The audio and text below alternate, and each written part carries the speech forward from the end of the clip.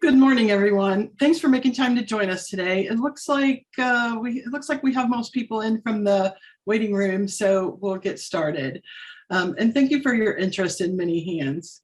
The purpose of this meeting is to provide you with information about Many Hands, to highlight some important details about the application process for 2023 Many Hands grants, and to provide an opportunity for you to ask questions.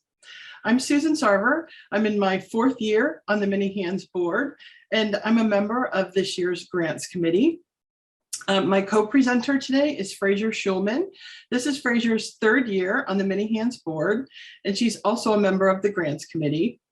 Also on hand with us today are Catherine Zecca, the president of Many Hands, and Vice President Karis Keitelman.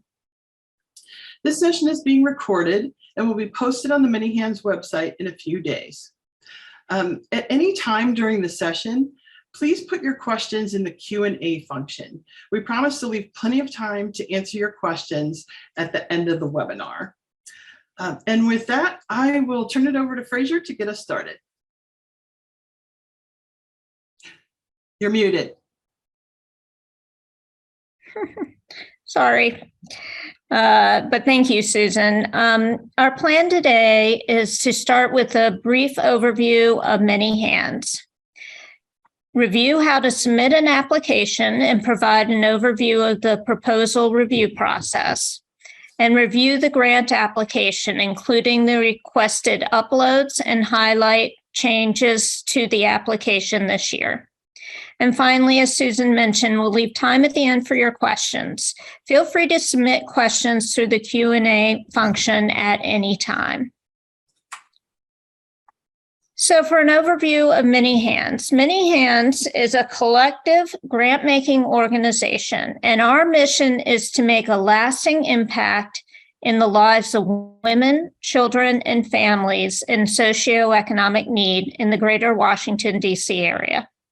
Since 2004, we have granted more than $2.5 million to more than 40 local nonprofits. Many Hands is led by a volunteer working board, and our members drive the grant-making process. What this means for you is that review committees change every year. If you've applied before, there will be a new set of eyes on your application. The Many Hands members represent a diverse community of women who care deeply about the critical and persistent challenges facing women, children, and families in our communities in the greater Washington, D.C. area. Our members' involvement in Many Hands helps them to become better informed donors, learn about local needs, and become familiar with the many outstanding nonprofits in our region that help to meet those needs. Many Hands currently makes 4 grants each year, including 1 grant in each of our 4 focus areas: economic empowerment, education, health, and housing. We award one $100,000 impact grant and 3 equal partner grants, the size of which depends on the total raised during that grant cycle. For example, in 2022, each partner grant was $67,000. Much more information about Many Hands, including a list of previous grantees, is available on our website, manyhandsdc.org, which should be in your chat. So how to submit the grant application and the timeline for the review process. The application period for 2023 grants opened on September 30th, and the deadline is Friday, November 18th by 11:59 p.m. Many Hands accepts applications through Foundit, an online grants management system. To submit an application, you will have to create a Foundit account or log into your existing account. In Foundit, you can start your application, save a draft, log in again to make any edits, and finally submit your application when you're ready. Many Hands has no access to passwords. So if you cannot find, if you do have an account and can't remember the password, you will have to reset your own password as needed. And if you have a new username or email, we suggest that you create a new account. Applications will only be accepted through Foundant prior to the deadline. All applications are reviewed by volunteer donor member committees, beginning with an eligibility review. You can be certain that your application will receive careful and thoughtful consideration by caring and committed groups of women. Every year, each review committee's decisions reflect the unique perspective that its members bring to many hands. For this reason, applications that have not been successful in the past may be more competitive in a new grant cycle, and you are encouraged to reapply. The entire review process takes approximately 6 months, and applicants will be notified if their proposal is not forwarded to the next level of review. Grant awards will be announced in May 2023. At any point on the review process, you may be contacted by a Many Hands member for clarification or additional information. So now I'm going to turn it back to Susan to go through the application. Thanks, Fraser. So now we'll turn from the application process to the application itself. I'll highlight a few important changes to Many Hands funding and changes to the grant application. And I'll also highlight a few areas where we often get questions. The most important change for the current grant opportunity is that Many Hands now provides only unrestricted funding, which can be used for operating, program, or capital expenses. In the simplest terms, Many Hands wants to provide funding for local nonprofits that are well managed, financially viable, and that operate effective programs and services.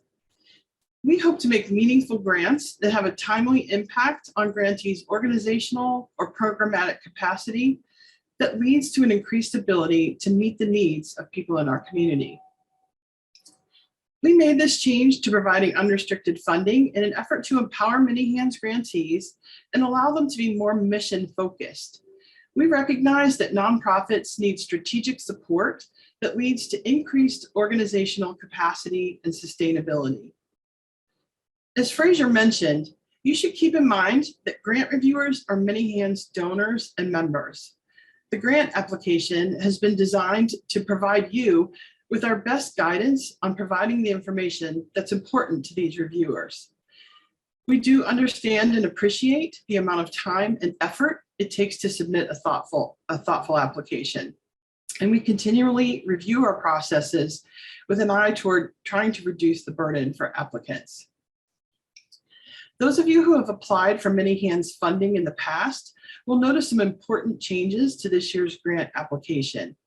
Most notably, the application now places more emphasis on information about applicants and their outcomes at an organizational level. Because we've shifted to unrestricted funding, the application isn't tied to a specific project or project outcomes. The grant application for 2023 is divided into several sections. The first section leads you through the Many Hands grant eligibility requirements. The second section requests information about your organization and its leadership. And section 3 helps us understand your organization's work and the people you help. In the final section, the application requires the upload of financial information. The Many Hands eligibility requirements can be found on the website or in the application itself, but we'd like to highlight several requirements that generate the most questions. A primary eligibility requirement is the audience to be served. Many Hands grants support organizations that help women, children, and families that are socioeconomically disadvantaged. We don't define disadvantage by the federal poverty level or by any particular scale, but our mission is to help people in our communities that lack in the basic resources or conditions that are necessary for well-being and for equal participation in our communities. So for example, an organization that provides after-school tutoring for children in middle income brackets is not eligible. We frequently receive questions about whether organizations that serve both women and men are eligible for Many Hands funding. An organization that helps primarily women, children, and/or families is eligible for funding, even if the organization also serves men. But competitive proposals will demonstrate that the applicant organization clearly understands and is meeting the needs of women, children, or families. As a hypothetical example, there might be an organization that provides housing assistance for underserved senior citizens. The organization might have men as clients, but its internal data shows that it currently and typically serves around 80% women. The local organization's experience is supported by data that shows that women are more likely to live longer and be financially insecure in older age. So our hypothetical organization would be eligible for Many Hands funding. It's important to note that in the past, Many Hands has considered funding specific projects designed to help women, even if the applicant organization didn't primarily serve women. Now that we're providing only unrestricted funding, the eligibility requirement of serving women, children, and families applies at an organizational level. In other words, we're not currently accepting applications for specific projects or programs that serve our target audience within an organization that doesn't primarily serve women, children, and families. So just to be clear, organizations that serve primarily men are not eligible for Many Hands funding. Eligible applicants must be 501c3 organizations in operation for at least 5 years and have an established operating budget of at least $500,000 and less than $6 million.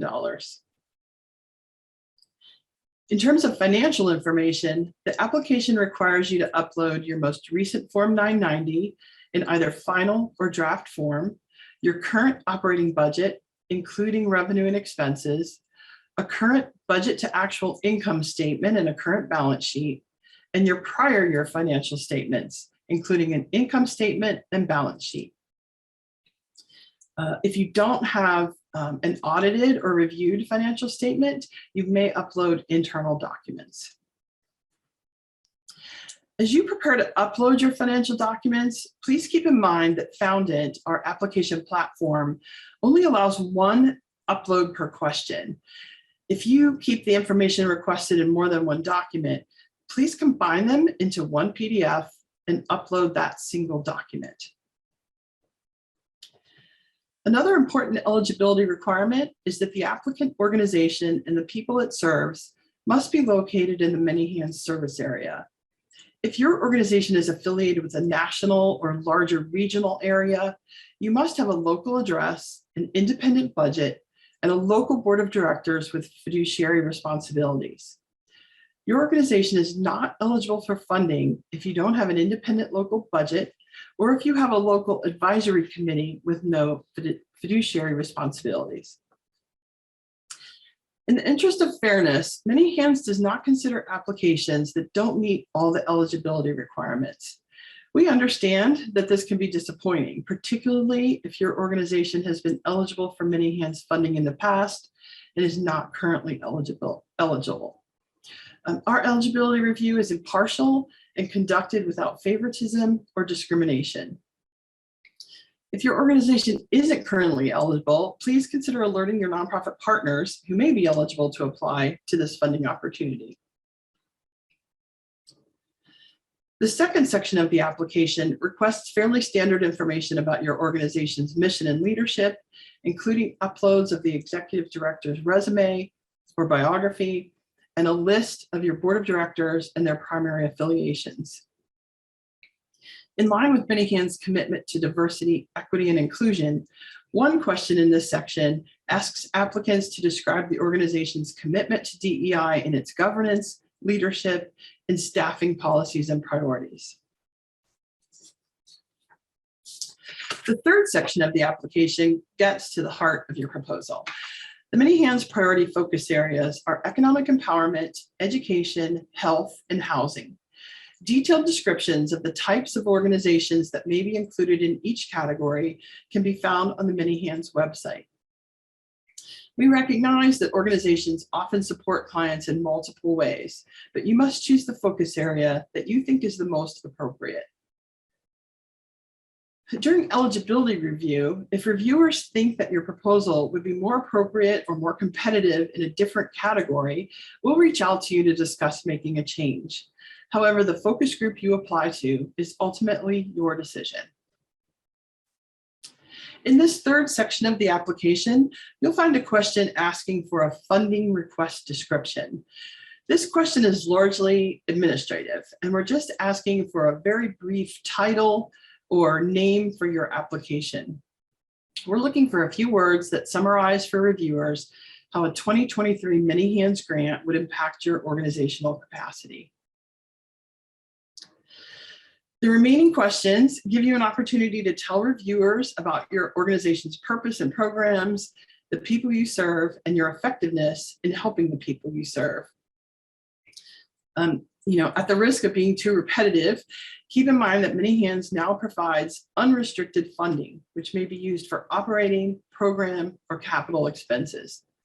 Successful applicants will be able to describe how a Many Hands grant will have an impact on your organization or on your programmatic capacity in a way that leads to an increase in your ability to meet the needs of the people you want to help.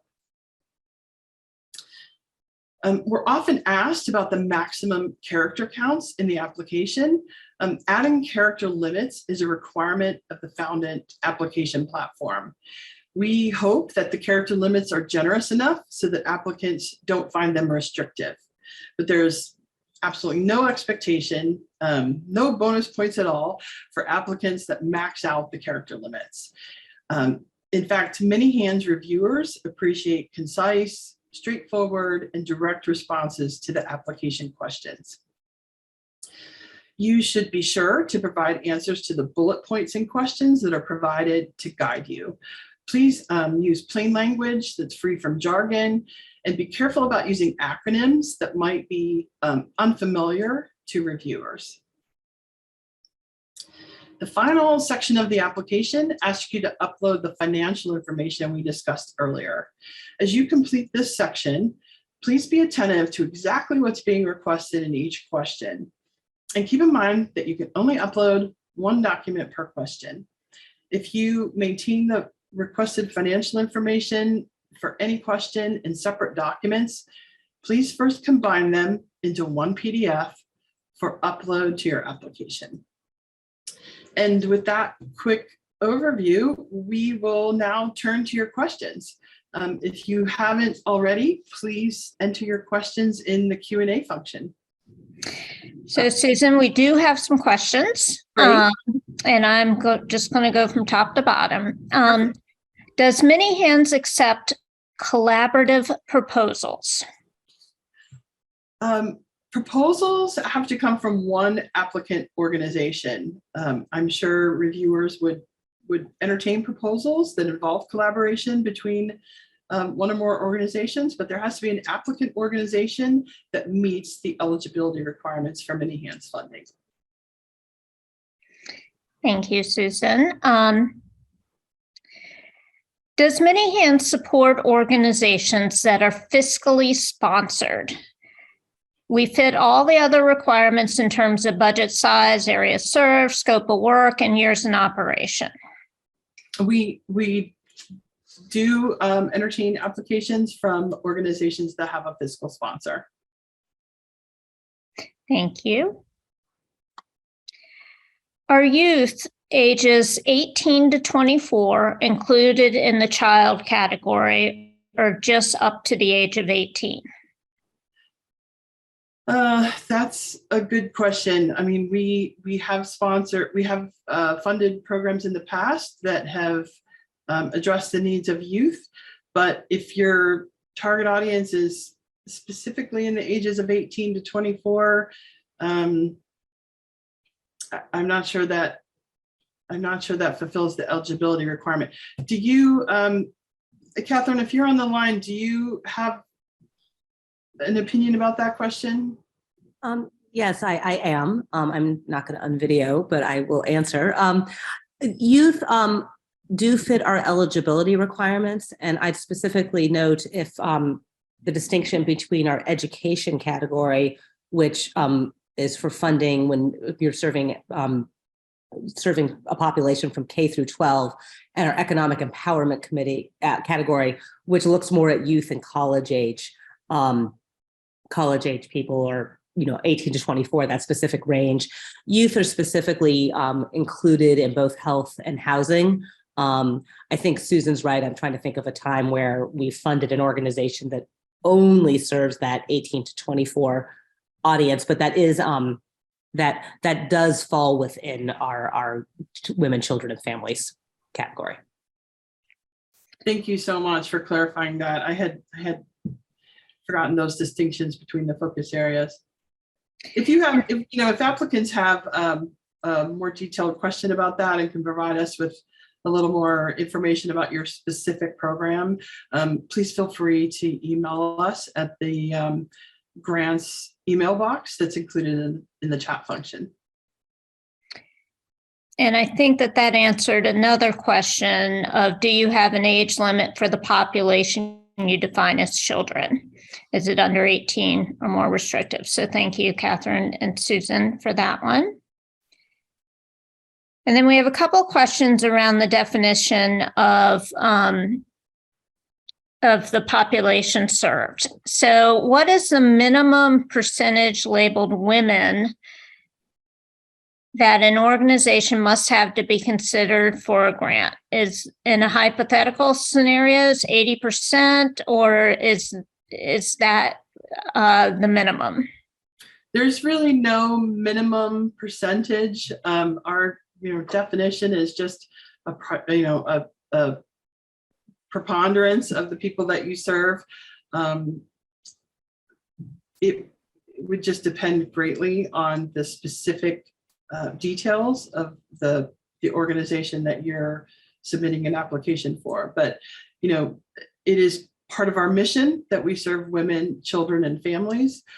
So if you can make a compelling application that your program understands the needs of women, children, and families, and you serve those needs, and that's a majority of the people that you serve, that would meet the eligibility definition.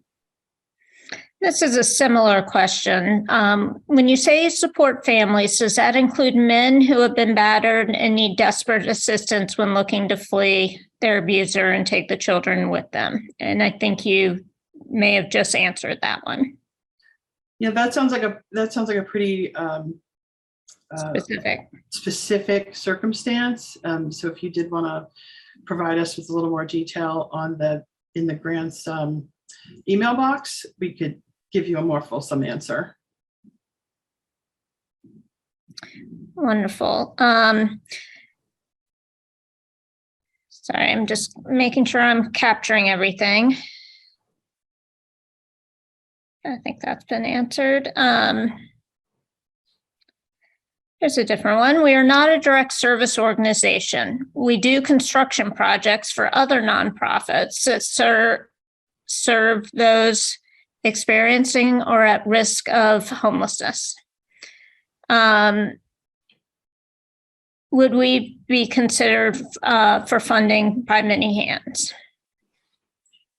Our target population is only one of our eligibility requirements, and it's based on that little bit of information. It seems to me like there may be other eligibility requirements that might be problematic. I would think in general that our target population has to be served directly by the grant applicant. It might be the case that one of your partners who's a direct service provider might submit a more competitive application. Great. If our programs fall into two of your grant areas, can we apply for both? You should choose one focus area for your application. On the application, you can only choose one, and you should choose the one that you think is most applicable to your work. I know sometimes that's an impossible distinction, but please review the list of organizations that fit nicely into each of the focus areas and choose the one that you think is the most appropriate. And as I said earlier, when eligibility reviewers look at the applications, we will take a look at whether or not we think you fit best into that focus area. And if we have a suggestion that you should make a change or that your application would be more competitive in another focus area, we'll involve you in a conversation about that. But it's your choice which focus area that your organization applies to. Thank you, Susan. So we have a number of asking you to repeat certain parts. Okay. Sorry, let me find them. Could you repeat the financial reports that need to be uploaded? Sure. Let me find my handy dandy list here. And one is, while you're looking for that, is what's the deadline? And the deadline again is November 18th, Friday, November 18th at 11:59 p.m.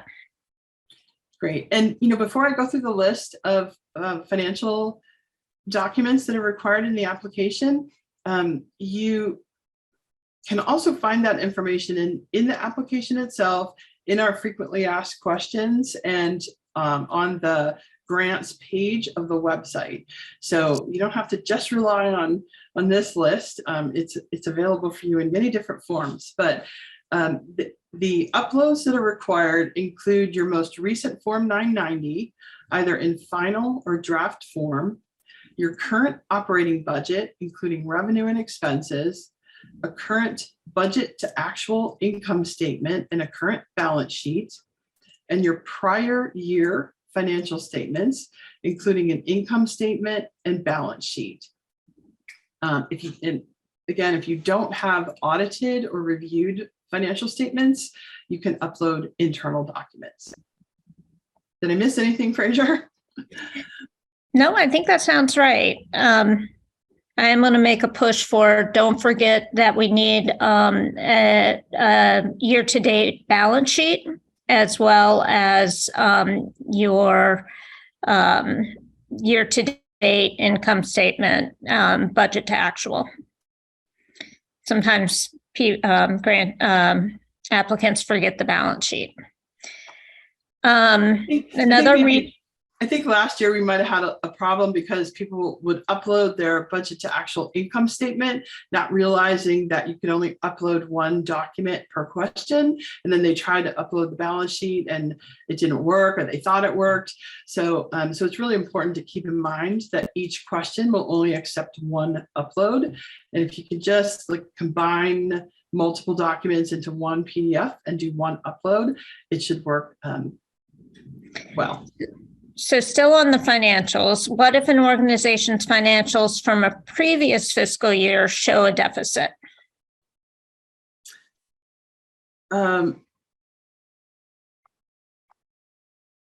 So our budget requirement is that that applicants have an established budget of between $500,000 and $6 million.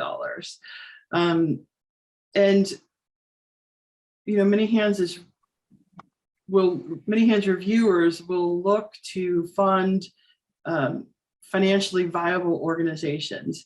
I understand that without more detail, that there might be some extenuating circumstances with your application.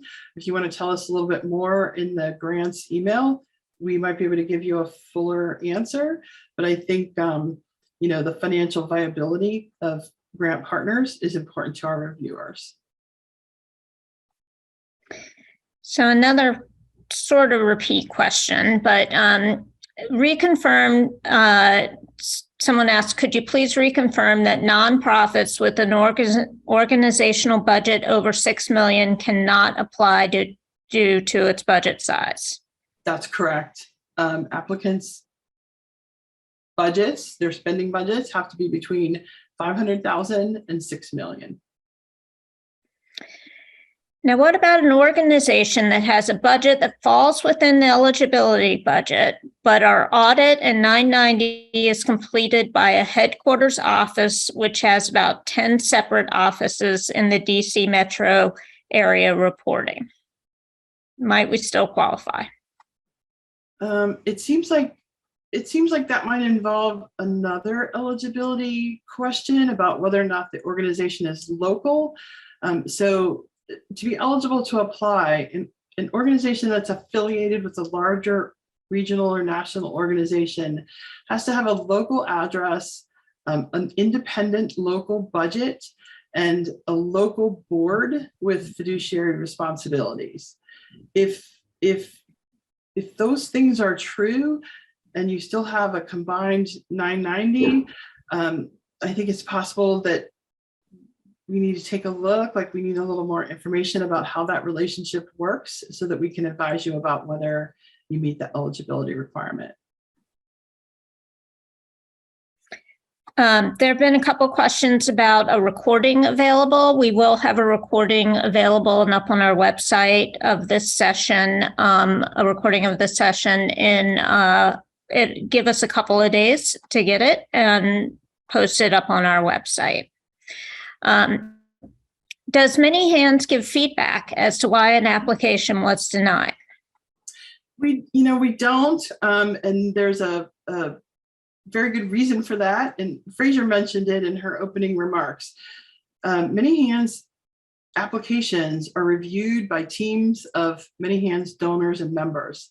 Every year, the grant review committees are made up of different people, and different women, different people who are on the review committees bring different experiences, different priorities, and in any given year, we can never predict which applicants are going to be successful. So if we try to give you feedback on a prior year's application, we may be giving you, we may be misleading you because that year's committee might have different priorities or different things that they're looking for in an application. And as things change, we saw with the pandemic that people's priorities changed in relationship to the pandemic and their understanding about what disadvantaged people were going through during the pandemic. So it basically would be a disservice for us to give you any kind of feedback on an application. As long as your application is eligible, and we will let you know if your application isn't eligible, we don't provide feedback on the rest of your proposal. And I can't find it at the moment, but I know I read another question that was similar around, can we keep reapplying? Yeah, what absolutely. Are the restrictions around that? Yeah, just for the same reasons, for the exact same reasons that we don't provide feedback. If you have applied and haven't been successful in the past, you have, as Fraser said, a fresh set of eyes on your application this year. So in fact, we have examples of grantees who have applied one or more times and were unsuccessful, and then were eventually a Many Hands grantee. So certainly we welcome people to reapply. Just, a note for people who are reapplying, just pay attention to the changes in the application for this year, and be cognizant that some of the questions are different than the questions that you've seen in the past. So given that several applicant organizations may meet your requirements, what is the wow factor or wow factors that Many Hands is looking for in their grant awardees? It's like, this is always the question, what are you looking for? And there's just no magic answer. We're looking for well-managed organizations that are financially viable, that understand the needs of the target audience they're trying to serve, and that effectively meet those needs. What those needs are, what the topic of those needs are, is anybody's guess. If you look at the list of prior grant recipients on the Many Hands website, you'll see that it just covers a range of our target audience. It covers children to older people, all different areas of need. So there just is there's no easy magic answer. So there is a question about the previous granted amounts mentioned. What would be the actual awards for this year as well? So every year we do a $100,000 impact grant. And then what we do is take everything that is that we have raised over the course of the year, and we divide that evenly between the three grantees. The three partner grants.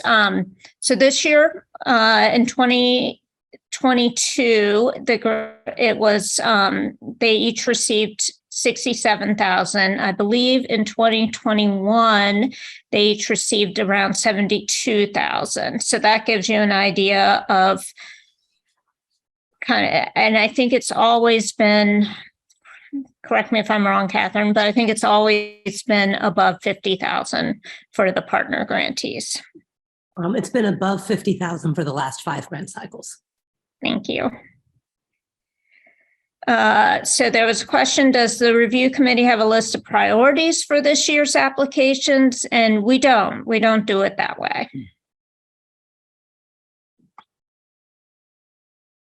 And then there's some questions about how the income, the socioeconomic need and household income. Is there a definition of that or a certain level of income that is necessary? We aren't keyed to the federal poverty level or any other index of socioeconomic need. We really are looking to fund organizations that help people that just don't have the basic things they need for quality of life and to operate equally in our society.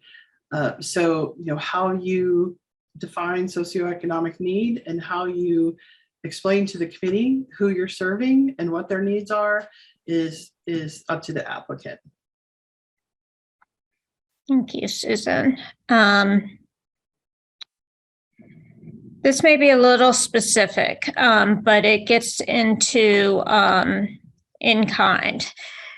Does the budget have to be $500,000 in cash, or can it include in-kind donations? Our budget is $1.5 million, but the actual cash is less.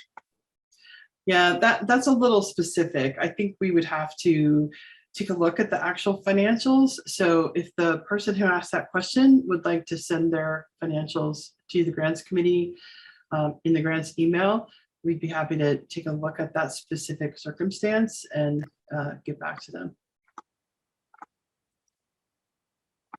Okay.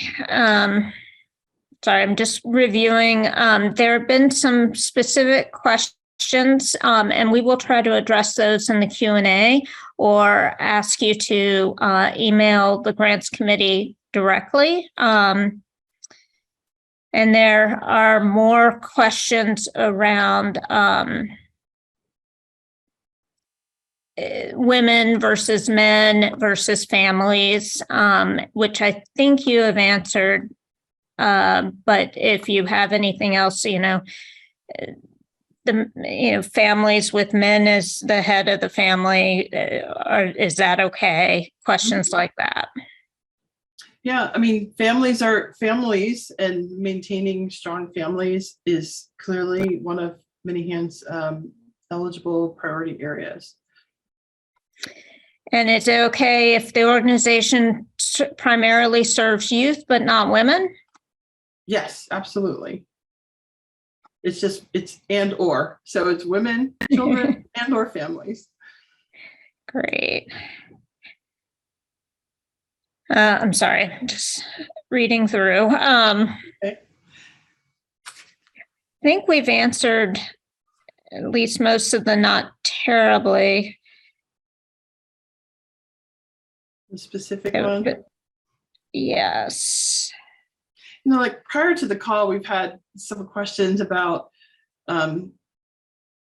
unrestricted grant making and how it has affected the application. So many hands in this grant cycle is really making an effort to embrace trust-based grant making. We understand that nonprofits need unrestricted support so that they can better respond to challenges and opportunities that come their way. And we also understand that we can't achieve our mission without impactful community partners. Because of our structure, and with teams of volunteers reviewing applications, we know that our application process can seem demanding, but if you receive a Many Hands grant, there are very few post-grant requirements. We mainly ask grantees to participate in communication and education activities. So, you know, keep in mind that grant reviewers generally don't have professional grant making experience. And, you know, the concept of trust-based grant making is a learning process for us. But we hope that we've been able to make some adjustments to our application process that are less onerous on applicants. And we hope that our commitment to trust-based grant making, once an organization becomes a grantee of Many Hands, is something that the local nonprofit community will find valuable. Okay, I'm going to do one more and then ask everyone to look in the FAQs. We will update them over the next couple of days to make sure that we have addressed all of the questions, but this is another probably worth repeating. Could you repeat the requirement regarding the advisory board and fiduciary responsibility, particularly as it relates to organizations that are fiscally sponsored? Yeah, so applicant organizations have to have a local address, an independent local budget, and a local board with fiduciary responsibility. So if, for example, you have an organization that has a local advisory board and one member of that advisory board sits on a national board, that is not eligible for Many Hands funding. Eligible organizations have to have a local board with fiduciary responsibility. Particularly now that we're providing unrestricted funding, it's important to Many Hands to know that that unrestricted funding is helping people in our communities. And how many proposals do you typically receive? Last year we had, let me find my note, we had 108 eligible applicants. Those were broken down into 22, these are eligible applicants. We had 22 in economic empowerment, 34 in education, 27 in health, and 25 in housing. If you didn't catch all that, that information is included in one of the FAQs on the Many Hands website.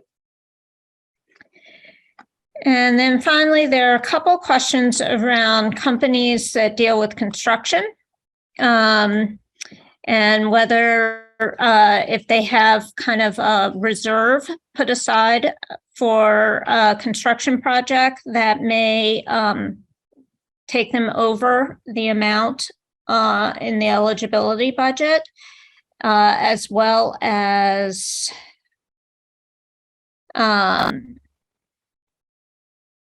let's see. So our direct recipients are other nonprofits. So we seek to impact children, youth, and families. Would we be considered? So again, kind of in the construction area. Yeah, it sounds like there would be a couple eligibility questions involved there. You know, whether or not the organization is actually serving the target audience directly, or if it's pass-through funding of a sort, and whether or not the actual expense budget for the current year and the previous year fits the eligibility requirement. So that seems a little specific. So if you'd like to send your financials and this question through the grant email box, we'd be happy to take a specific look. And if our board is small but growing, will that negatively impact our application? I don't think so. We'd look to see who's on the board and that it's a local board. And the question asks what the board's current affiliations are, but we've never had I don't think we've ever had a challenge with a small board. I think we've answered most of the questions, and I think that we can certainly will update our FAQs to try to address some of the questions that we may not have answered as directly. And as Susan mentioned, please do feel free to email us if you have very specific questions about your organization that is not addressed on our website. Is that everything? So thank you. Thanks again for your interest in Many Hands and for your time with us this morning. If we didn't have time to get to all of your questions, please be sure, as I mentioned, to check the frequently asked questions on the Many Hands website. And there is a recording of this. I know that some of the questions were just repeat what was said here, that a lot of those answers will be on the FAQs on the website, as well as in a recording, which we should post in a couple of days. As another reminder, the deadline is Friday, November 18th. At 11:59 p.m. Please mark your calendars. That is a hard deadline. We look forward to receiving your application and to learning more about your organizations. The members of Many Hands believe that together we can make a difference in our community. Of course, that means we believe in the possibilities of collective grant making, but it also means that we value the important work that all of you do to help the most vulnerable women, children, and family in our communities. Thank you for everything that you do and for your interest in Many Hands. Thanks, everyone. Thanks for making time.